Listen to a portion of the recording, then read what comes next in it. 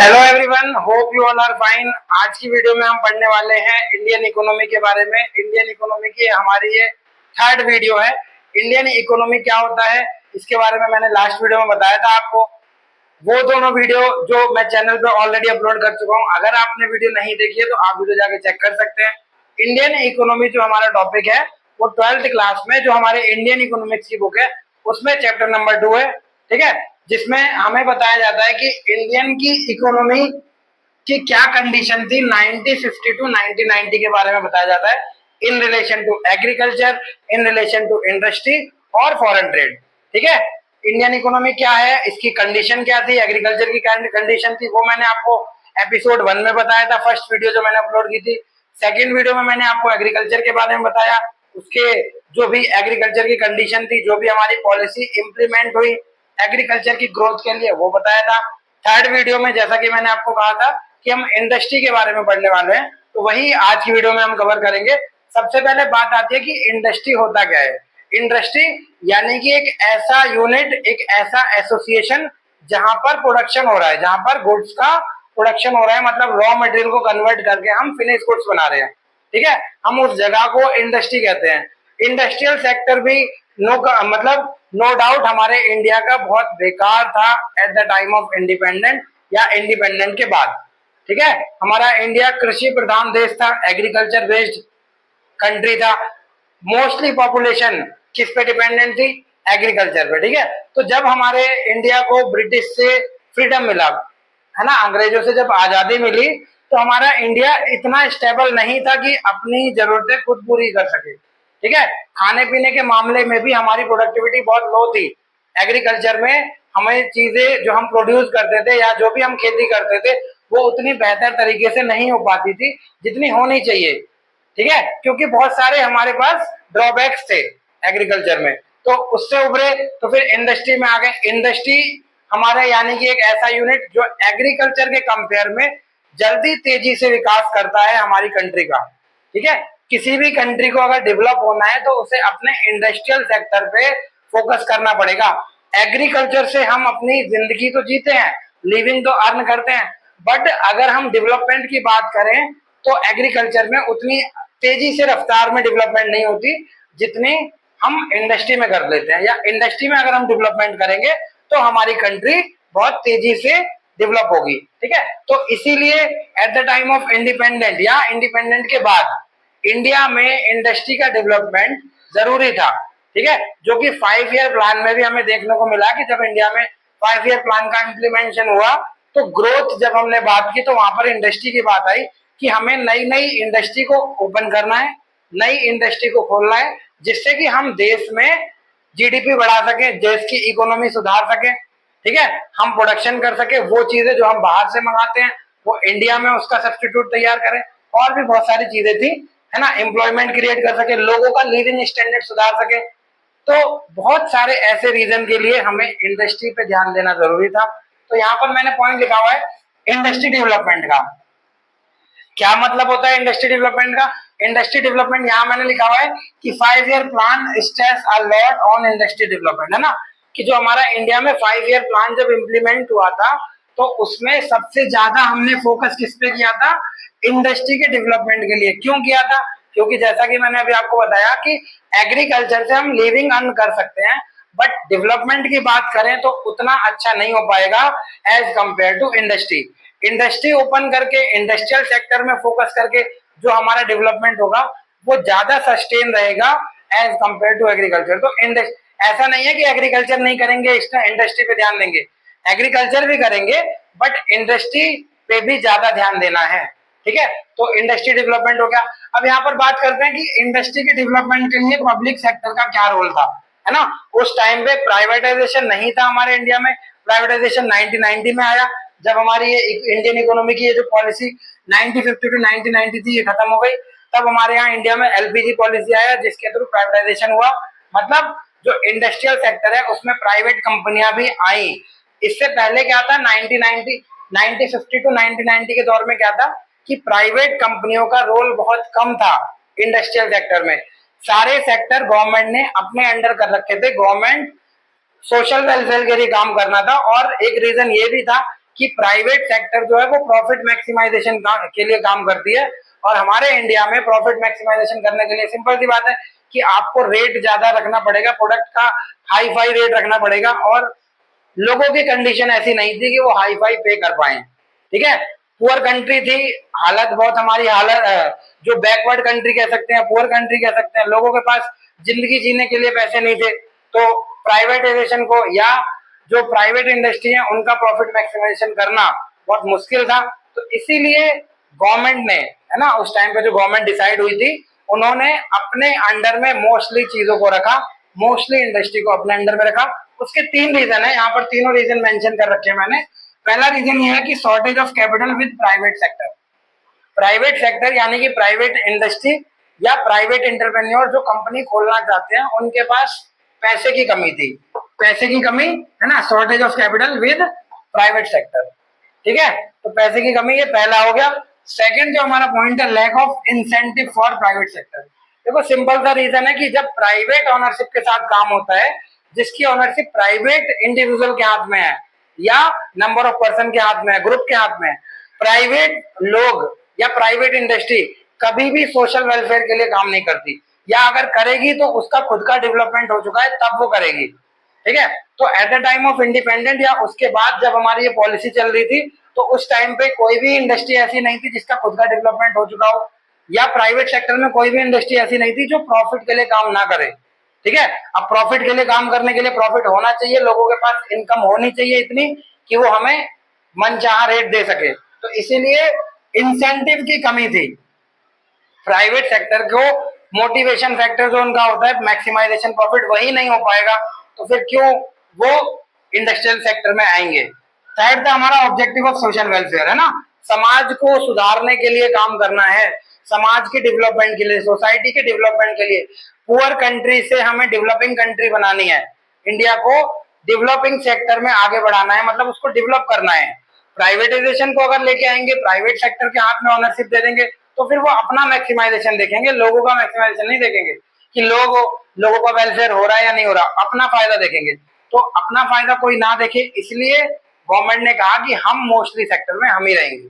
ठीक है, तो वही है कि ऑब्जेक्टिव जो था वो सोशल वेलफेयर का था, इसलिए प्राइवेट इंडस्ट्री को जगह नहीं मिली। ठीक है, तो ये हमारा हो गया थर्ड नंबर रीजन, यानी ये तीन रोल थे जिसकी वजह से पब्लिक सेक्टर ज्यादा, है ना, प्रेफरेंस में था इंडस्ट्री डेवलपमेंट के। ठीक है, अब इसके बाद इंडस्ट्रियल पॉलिसी रिजोल्यूशन है जो कि 1956 में आया था, है ना।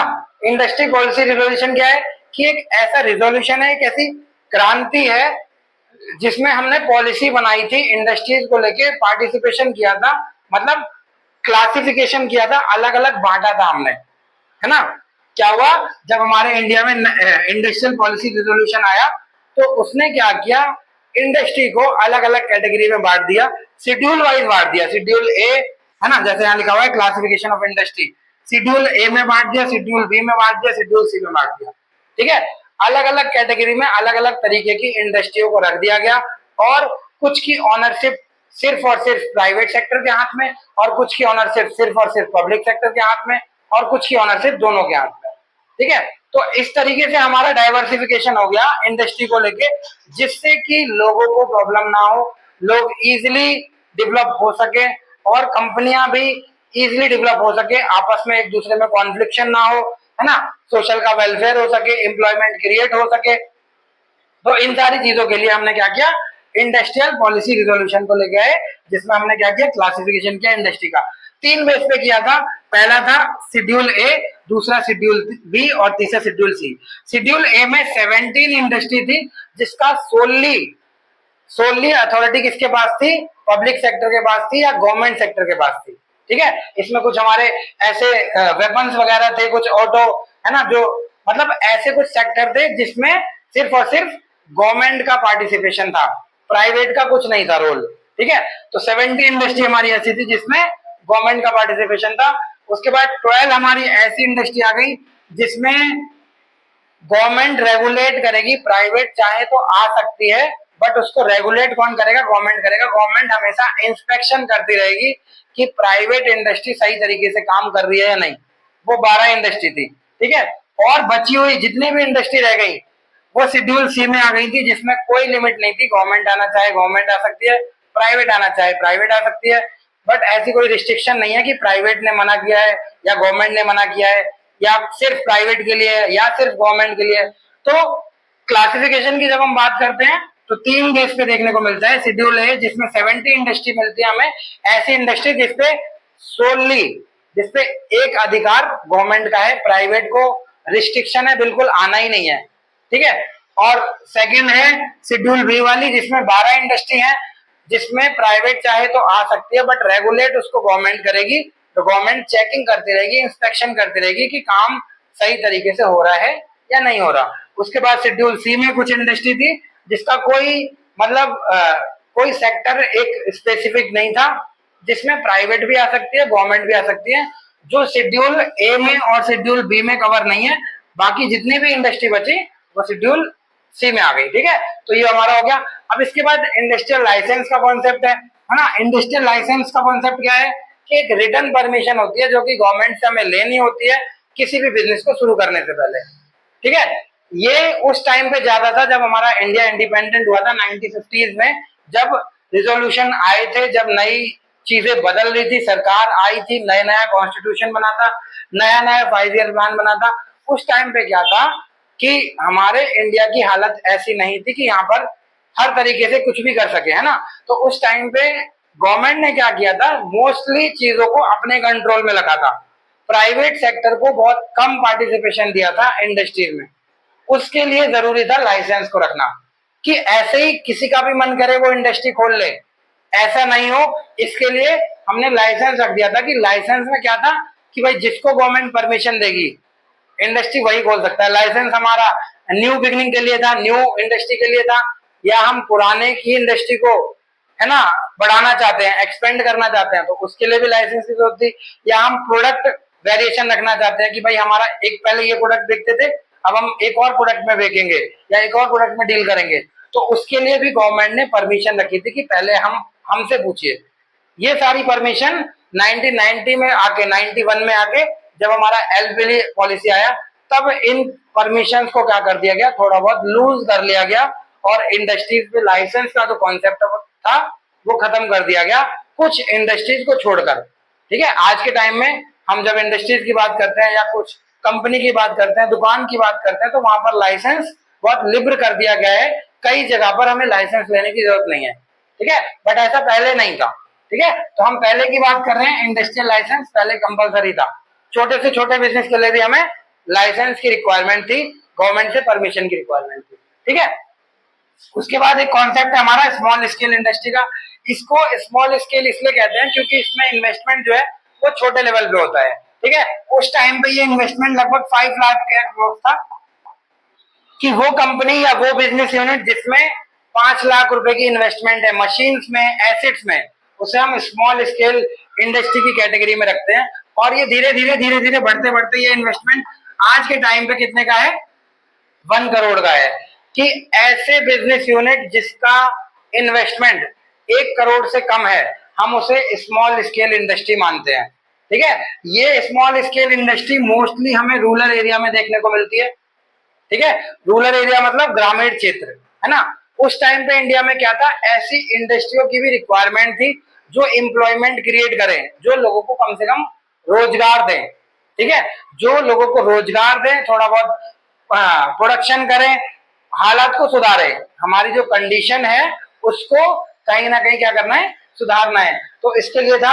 अब इंपॉर्टेंस इसके कुछ थे कि भाई हमें क्या करना है कि जो फॉरेन प्रोडक्ट हैं या जो फॉरेन कंपनियों के प्रोडक्ट हैं उनसे इनको बचा के रखना है, क्योंकि उनके प्रोडक्ट जो होते हैं वो मोर अट्रैक्टिव होते हैं, मोर डिमांडिंग होते हैं, तो उनसे स्मॉल स्केल इंडस्ट्री को बचाना है और इन्हें कुछ सब्सिडी वगैरह देनी है जिससे कि ये बढ़ सके, आगे छूट देनी है। गवर्नमेंट का क्या था कि स्मॉल स्केल इंडस्ट्री को छूट देनी है ना, इन पे टैक्स इम्प्लीकेशन कम करना है, सब्सिडी ज्यादा देनी है, और जो इंटरनेशनल मार्केट है या जो इंटरनेशनल प्रोडक्ट हैं, जो फॉरेन प्रोडक्ट हैं, उनके कंपटीशन से इनको बचाना है, क्योंकि एज कंपेयर देखेंगे तो वो ज्यादा डिमांडिंग है, वो ज्यादा अट्रैक्टिव है।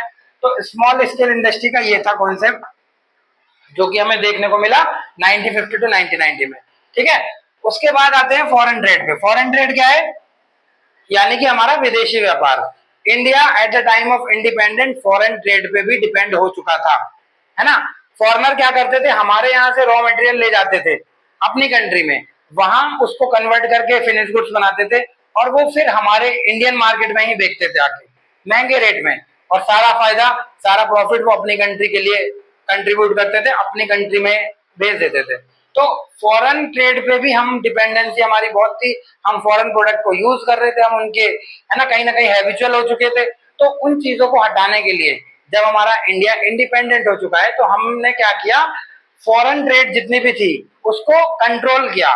मतलब बिल्कुल बंद तो नहीं किया, बट कंट्रोल किया। कुछ पॉलिसी ऐसी लेके आए हम जिससे कि हमारा फॉरेन ट्रेड जो इंपोर्ट और एक्सपोर्ट का प्रोसीजर है वो थोड़ा इंपोर्ट वाला कम हो सके, ताकि हम फॉरेनर जो प्रोडक्ट है, जो फॉरेन प्रोडक्ट है, उनके हैबिचुअल कम हो जाएं, हम इंडिया में ही वो प्रोडक्ट तैयार करें जो हम बाहर से खरीद रहे हैं, ताकि इंडिया का प्रॉफिट, इंडिया का मनी इंडिया में ही रहे और इंडिया में कहीं ना कहीं एम्प्लॉयमेंट भी बढ़े। इसके लिए आया था इंपोर्ट सब्स्टिट्यूशन। इंपोर्ट सब्स्टिट्यूशन का मतलब है कि वो चीजें जो हम बाहर से इंपोर्ट कर रहे हैं हम उसका सब्स्टिट्यूट इंडिया में ही तैयार करेंगे। ठीक है, वो चीजें जो हम बाहर से सब्स्टिट्यूट कर रहे हैं या बाहर से इंपोर्ट कर रहे हैं हम उसका सब्स्टिट्यूट इंडिया में ही तैयार करेंगे। मतलब इंडिया में ही कुछ ऐसा प्रोडक्ट डिजाइन करेंगे जो बाहर की चीजों को थोड़ा कम करे। हमने उसके लिए कुछ टैरिफ बैरियर भी लगाए थे। टैरिफ यानी कि हम क्या करेंगे कि टैक्स लगा देंगे इतना इंपोर्ट पे कि चीजें यहाँ पर आके महंगी हो जाए और उनका यूज हम रिस्ट्रिक्टेड कर दें, हम कम कर दें उनका यूज, हम फॉरेन जो प्रोडक्ट है उस पे डिपेंडेंट कम करें। टैरिफ बैरियर थे कुछ, है ना, और कुछ कोटा बैरियर भी थे। कोटा बैरियर का मतलब क्या था? कोटा बैरियर का मतलब ये था कि हमारी एक क्वांटिटी को लेकर भी रिस्ट्रिक्शन हो गई है कि इतनी क्वांटिटी से ज्यादा हम एक बार में नहीं मंगा सकते। एक स्पेसिफिक क्वांटिटी सेट कर दी गई हर एक इंपोर्टर के लिए जो बाहर से सामान मंगा रहा है। अब इससे क्या होगा, स्पेसिफिक क्वांटिटी से ये होगा कि हम अनलिमिटेड सामान नहीं मंगा सकते। अगर अनलिमिटेड है रिक्वायरमेंट तो हम इंडिया में ही उसको क्रिएट करेंगे, इंडिया में ही तैयार करेंगे। ठीक है, तो ऐसे बहुत सारी पॉलिसी छोटी छोटी लेके आई गई थी जिससे कि इंडिया हमारा डेवलप हो सके। बैकवर्ड कंट्री से आज भी हमारा इंडिया डेवलपिंग कंट्री है ना। तो ये सारी ओवरऑल टॉपिक हो गया हमारा किसका, इंडस्ट्रियलाइजेशन का, जिसमें इंडस्ट्रियलाइजेशन क्यों जरूरी था वो मैंने बताया आपको, है ना। पब्लिक सेक्टर का क्या रोल था या क्यों आया पब्लिक सेक्टर, उसके 3 पॉइंट बताए, है ना। इंडस्ट्रियल पॉलिसी रिजोल्यूशन क्या था, 1956 में आया था। क्यों आया था? इंडस्ट्रीज की कंडीशन को सुधारने के लिए या उसमें क्लासिफिकेशन करने के लिए कि भाई हम इंडस्ट्री को किस बेस पे क्लासिफाई करेंगे, पब्लिक सेक्टर में कौन सी रहेगी, प्राइवेट में कौन सी रहेगी, और शेड्यूल सी जो कहीं नहीं रहेगी या जो बची हुई इंडस्ट्री रिमेनिंग वो हो जाएंगी। ठीक है, उसके बाद लाइसेंसिंग का कॉन्सेप्ट जो हमारे लिए जरूरी था, नई इंडस्ट्री के लिए जरूरी था, या हमें, है ना, डेवलप करने के लिए जरूरी था, पुरानी इंडस्ट्री को ग्रो करने के लिए। मतलब हर चीज में लाइसेंस जरूरी था ताकि जो भी काम हो गवर्नमेंट की परमिशन से। उसके बाद स्मॉल स्केल इंडस्ट्री का कॉन्सेप्ट वो भी जरूरी था, रूरल एरिया करने के लिए, बैकवर्ड एरिया के लिए, वहां रोजगार क्रिएट करने के लिए, वहां, है ना, एम्प्लॉयमेंट अपॉर्चुनिटी हो गया, लोगों का लिविंग स्टैंडर्ड हो गया, सारी चीजें ठीक करने के लिए। उसके बाद फॉरेन ट्रेड, जिसमें मैंने आपको इंपोर्ट सब्स्टिट्यूशन बताया कि जरूरी था ताकि हम फॉरेन प्रोडक्ट पे डिपेंडेंसी ना रहे, हम इंडिया में ही अपना जो प्रॉफिट है वो इंडिया में ही रखें, फॉरेनर को ना दे। ठीक है, इसके लिए टैरिफ बैरियर और कोटा बैरियर आया था। तो आपको ये सारी चीजें क्लियर हो गई होंगी। अगर अभी भी आपको कहीं कोई डाउट लगता है तो आप मेरे से कमेंट सेक्शन में पूछ सकते हैं। वीडियो अगर पसंद आई हो तो वीडियो को लाइक जरूर कर दीजिएगा, चैनल को सब्सक्राइब कर लीजिए ताकि आगे आने वाली वीडियोस का नोटिफिकेशन आपको मिलता रहे। मिलते हैं आपसे अपने नेक्स्ट वीडियो में, तब तक के लिए बाय बाय, टेक केयर।